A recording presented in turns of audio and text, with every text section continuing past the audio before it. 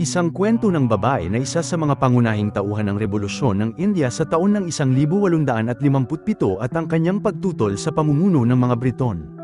Ngayon ay balikan natin ang kwento ng pelikulang Manikarnika The Queen of Jhansi mula sa taon ng 2019. Ang kwento ay nagsisimula sa isang masukal na kagubatan ng India kung saan pinakita ang pagtitipon ng mga tao habang pinapanood ang batang babae na si Mano. Nakatayo ito na nakahanda na tumira ng isang palaso at hinihintay ang isang tigre na lumabas. At habang papalapit ang tigre at may layuning umatake sa isang kambing, pinakawalan ni Mano ang kanyang palaso, ngunit sa halip na patayin ng tigre ginamit nito ang isang tranquilizer at iniligtas ito. Ang tigre ay inilagay sa isang hawla upang pakawalan nito sa malayo. Ang isa sa mga nagmamasid ay ang lalaking si Diksha na pinadala mula sa lungsod ng Jhansi. At dahil humanga sa katapangan at kabaitan ni Mano, bumalik ito sa kanyang kaharian at pinaalam sa reyna na nakita nito ang perpektong kapareha ng tagapagmana ng kanilang trono. At sa sumunod na umaga binisita nito ang bahay ni Mano at formal na hiniling ang kanyang kamay nito na magpakasal mula sa lokal na pinuno na nagpalaki sa kanya kahit pa naruroon ang kanyang ama. Pumayag ang pinuno, ngunit iginiit na dapat munang pumayag si Mano. Samantala ang mga sundalo ng kaharian ay sumasailalim sa isang pagsasanay at hinikayat sila ng kanilang pinuno na maging malakas, hindi tulad ng mga babae. Narinig ito ni Mano at hinamon ang lalaki at pinakita ang kanyang kakayahan sa pakikipaglaban.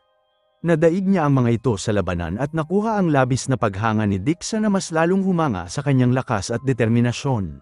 Pagkatapos ang pinuno ay nakipagpustahan sa tatlo niyang gwardya at nangako ng gantimpala sa kung sino mang makakapag-disarma kay Mano. Ang tatlo ay sabay na umatake, ngunit madali lang silang napigilan ni Mano at pinakita ang kanyang kakayahan at kontrol. At pagkatapos sumakay ito sa isang elepante at pinahanga ang pinuno na binati siya at inalok ng isang libro dahil mahilig itong magbasa. Pagkatapos ay pinaalam nito sa kanya ang tungkol sa isang panukalang kasal, ngunit tumanggi si Mano at sinabing pinalaki siya bilang isang mandirigma at hindi isang reyna. At sa kabila ng pag-aatubili kalaunan ay nahikayat ng pinuno si Mano at pati na rin ang kanyang ama na kumanta ng isang makabayan na awitin tungkol sa kahalagahan ng kanilang bansa. Pumayag ito na maglakbay sa Jhansi para sa kasal at habang naghanda si Mano sa kasal napansin nito ang isang mailap na kabayo na dinala ng mga gwardya sa palasyo. At dahil determinadong paamuhin, kinuha nito ang kontrol sa kabayo at ipinakita ang kanyang lakas. At sa kabilang banda ang hari ay naghanda rin, bagamat pinayuhan ito ng kanyang ina na tanggalin ang kanyang singsing na siyang tanda ng kanyang pagiging binata, ngunit tumanggi ito.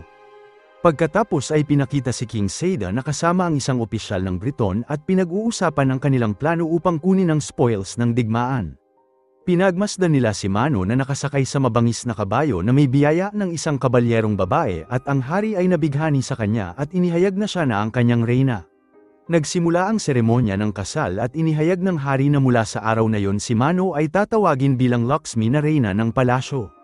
Gumugol si Lakshmi ng maraming oras kasama ang hari at pinipigilan itong pumatay ng isang deer sa kagubatan. Pagkatapos ay bumalik sila sa palasyo at pinagpatuloy ang kanilang pagsasanay.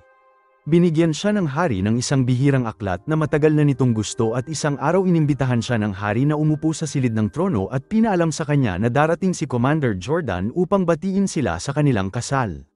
At nang dumating si Jordan sa palengke, ang lahat ay yumuko bilang respeto at ang sinumang tumanggi ay sinasaktan ng mga sundalo.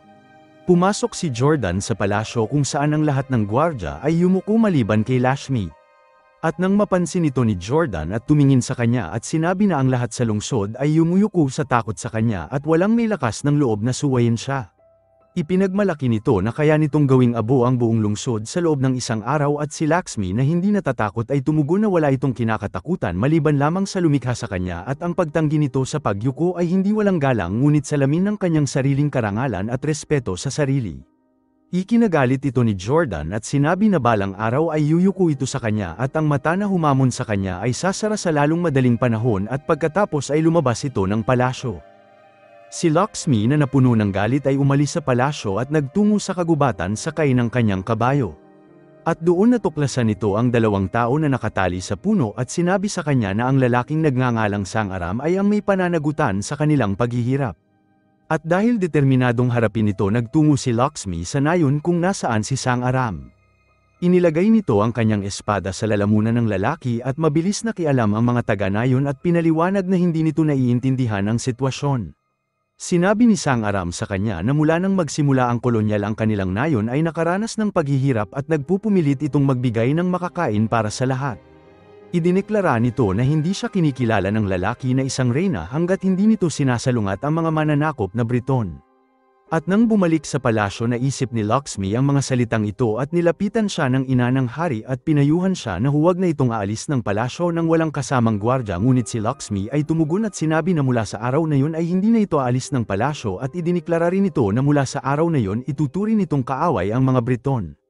At sa isang gabi ang mga sundalong Briton na pinamumunuan ni Jordan ay sinalakay ang palasyo at kinuha ang kontrol sa lugar.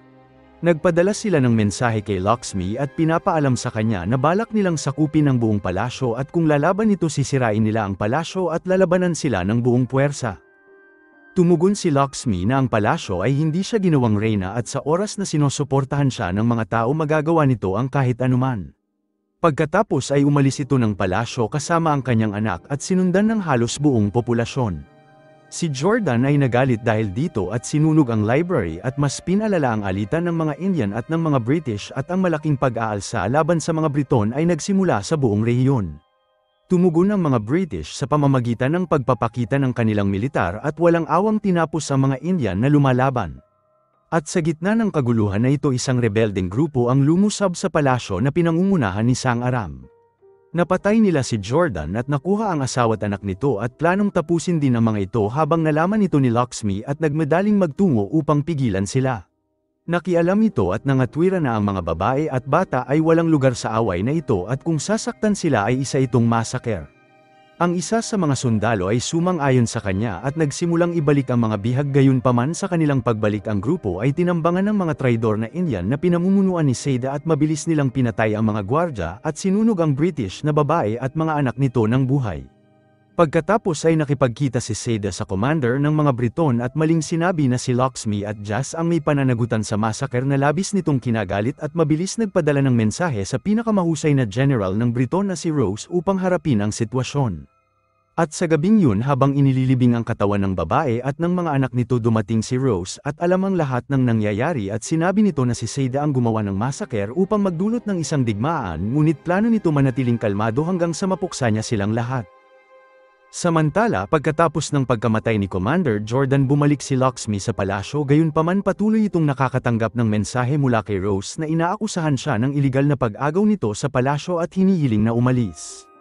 At si Lakshmi na labis ang galit ay inihayag na hindi ito aalis kahit pa magsimula sila ng isang digmaan. At sa sumunod na araw nakipagkita si Lakshmi kay Jas at tinipon nila ang lahat ng kanyan at sundalo na mayroon sila. Gayunpaman ang kanilang puwersa ay hindi sapat upang maitaboy ang hukbo ng Briton kung kaya't sa makatuwid nakipagpulong si Lakshmi sa mga kababaihan ng lungsod at nagtanong kung bakit hindi sila makikilahok sa digmaan tulad ng kanilang mga anak. Hinikayat niya ang mga ito at sinabing mayroon silang kakayahan na ipagtanggol ang kanilang sariling bansa at dahil naantig ang mga babae ay pinagpuri siya at isinisigaw ang kanyang pangalan. At sa gabing yun inutusan ni Lakshmi ang mga tao na dalhin ang anumang metal na bagay sa kanilang bahay upang makagawa sila ng espada at armas bilang kanilang depensa. Ang lahat ay nagtrabaho ng magkakasama at sinimulan sanayin ni Lakshmi ang mga babae. At sa kabila ng mahabang proseso ng pagsasanay ang kakayahan ng mga babae ay humusay at sa kaparehong oras ang hukbo ng mga Briton ay pinaghahandaan ang kanilang plano na umatake sa palasyo. At isang araw isang grupo ng mga rebelde ang dumating at hinihiling na sumama sa puwersa ni Lakshmi at diniklara na lalaban sila sabat ng kanilang makakaya at pumayag si Lakshmi at binigyang diin na ang mahalagang bagay sa ngayon ay ang kanilang bansa. Ang eksena ay lumipat sa kanilang hukbo na mas lumakas at may kakayahan ng lumaban. Gumawa sila ng isang plano kung saan bawat isang sundalo sa kanila ay dapat kayang pagbagsakin ang tatlong kalaban at naniniwala na ito ang magbibigay ng kanilang tagumpay. At sa sumunod na umaga ang hukbo ng British ay lumapit sa palasyo at pinalibutan ito na humantong sa isang matinding laban sa pagitan ng dalawang hukbo. Sumiklab ang mga putok ng kanyan ngunit ang pader ng palasyo ay masyadong malakas at hindi madaling nasira. Nakaisip si Commander Rose ng isang diskarte na ituon ang kanyang kanyan sa iisang lugar lamang kung saan ang templo sa palasyo. Ginawa nila ang plano ng matagumpay ngunit itinigil rin ito at natatakot na baka masira nila ang templo. At dahil walang ibang pagpipilian nagpasya silang umasa na mapasok ang pader at si Lakshmi na nakita ang sitwasyon ay sinabing mayroon itong paraan. Binuksan nito ang pintuan ng palasyo at isang grupo ng sundalo na pinamumunuan mismo ni Lakshmi ay lumabas dala ang mga kanyan. Sinalubong nila ang mga Briton sa labanan at umabante hanggang makapagpaputok sila ng kanilang sariling kanyan. Si Lakshmi ay bumagsak ngunit nakaligtas ito at nagawang umatake sa commander ng kalaban. Nagawa niya itong mahuli at kinaladkad ito sa lupa mula sa kanyang binti, gayunpaman nakuha nito ang kanyang kutsilyo at pinutol ang mga tali habang nakatingin si Lakshmi sa kanya ng labis ang galit at bumalik ito sa palasyo. Samantala ang mga hukbo ng Briton ay nagsimulang umatras at nag-alok si Seda ng tulong sa kanila at ibinunyag ang pinakamahinang depensa ng palasyo. Inihanda nila ang kanilang malaking kanyan at naglunsad ng pag-atake sa kinagabihan sa palasyo. Tinamaan nila ang pinakamahinang pader na lumikha ng isang butas para sa kanila upang makapasok. At sa loob ng palasyo si Seda ay nagtanim ng mga grupo ng traidor na nagsimulang patayin ang mga sundalo ni Lakshmi. Dumating si Jas dala ang reinforcements upang pigilan sila, ngunit siya ay nasugatan at napatay sa gitna ng labanan. Ang sitwasyon ay mabilis na lumala at si Lakshmi ay nagpasya na sumali sa laban at determinadong puksain ang pumapasok na puwersa ng Briton. Mahusay nitong nilabanan ang mga sundalo ng British na pinatay ang marami sa kanila at sa gitna ng kaguluhan narinig ni Lakshmi ang isang yak at nagmadaling pumasok upang mahanap ang grupo ng mga sundalo na hinahanap ang kanyang anak. Hinarap niya ang mga ito at nakipaglaban ng mag-isa at pinabagsak ang bawat sundalo na umaatake sa kanya at nagawang mailigtas ang kanyang anak. At habang naganap ang laban si Lakshmi at ang kanyang mga taga-suporta ay gumawa ng isang plano para makatakas. At isang babae ang nagdamit kagaya ng kay Lakshmi at nagdala ng maraming pulbora at lumabas sa palasyo. Nakita siya ng mga sundalong Briton at sinundan siya sa paniniwalang siya si Lakshmi at sinubukan siyang pigilan ng kanyang asawa ngunit pinatay ito. At nang mahuli ng mga Briton ang kanyang asawa, natuklasan nila na hindi siya si Lakshmi at sa hindi inaasahang pangyayari pinasabog nito ang pulbora na pumatay sa lahat ng sundalong naroon. Nagpahintulot ito kay Lakshmi na makatakas mula sa lugar kasama ang kanyang anak at habang papalayo nakita nito na inalay ng mga tao ang kanilang mga buhay para sa kanilang layunin. At sa sumunod na umaga dumating ito sa lungsod kung saan nakatira ang kanyang pamilya at nakatanggap ng balita na ang lungsod ng Jhansi ay nawasak at ang lahat ng sundalo ay pinatay. At dahil nagalit, inihayag ni Lakshmi na ipagpapatuloy nila ang laban hanggang sa maging malaya sila at binigyan diin ng pagkakaisa upang palayasin ang dayuhan sa kanilang bansa. Ang pahayag na ito ay nagparamdam sa kanila ng mabigat na responsibilidad para sa kanilang bansa at nagpasya na muling lumaban. Samantala kasama ni Seda ang puwersang Briton at nakikipag-usap kay Commander Rose at hiniling nito ang isang piraso ng lupa ng Britanya upang mamuno bilang gantimpala sa kanyang katapatan. Tumawa si Rose at sinabi na ang isang tao na pinagtaksilan ng kanyang sariling bansa ay hindi mapapagkatiwalaan. At dahil nakuha na nila ang kailangan nila sa kanya, inutusan ni Rose ang mga sundalo na arestuhin siya at itapon sa bilangguan. At sa kaparehong oras si Lakshmi at ang kanyang ama ay gumawa ng isang plano upang palayain ang lungsod sa mga Briton. At binigyan diin ni Lakshmi na ang mga pinuno ng lungsod at dahil sa kanilang kataksilan kung bakit babagsak ang kanilang bansa. At sa sumunod na araw dumating si Lakshmi sa isang lungsod na tinatawag na Joviner at pumasok ng mag-isa. Ang hari ng lungsod ay inutusan siyang patayin upang maidala ito sa puwersa ng mga Briton.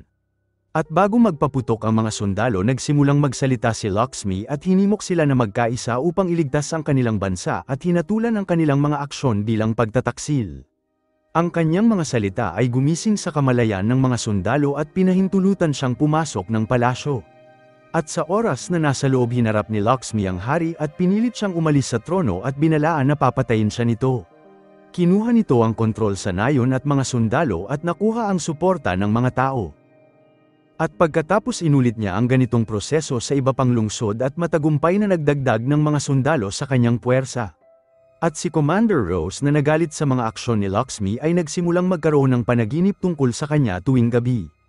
Tinipon nito ang kanyang mga heneral ng digmaan at nagpasya na gumawa ng isang pag-atake. At nang malaman ito ni Lakshmi, tinipon nito ang kanyang konseho at inihayag na gagawin nila ang unang welga at gugulatin ang mga British. At sa sumunod na umaga, suot ang baluti, naghanda si Lakshmi na pangunahan ang kanyang hukbo habang ang puwersa ng Briton ay naghanda din para sa laban, ngunit sila ay nahuli ni Lakshmi kasama ang mga sundalo nito. At si Rose na puno ng pagkabalisa ay inutusan ng kanyang tauhan na hulihin si Lakshmi ng buhay. Ang laban sa pagitan ng dalawang hukbo ay nagsimula at pinatunayan ni Lakshmi na hindi siya mapipigilan sa labanan at pinatay ang lahat ng humaharap sa kanya.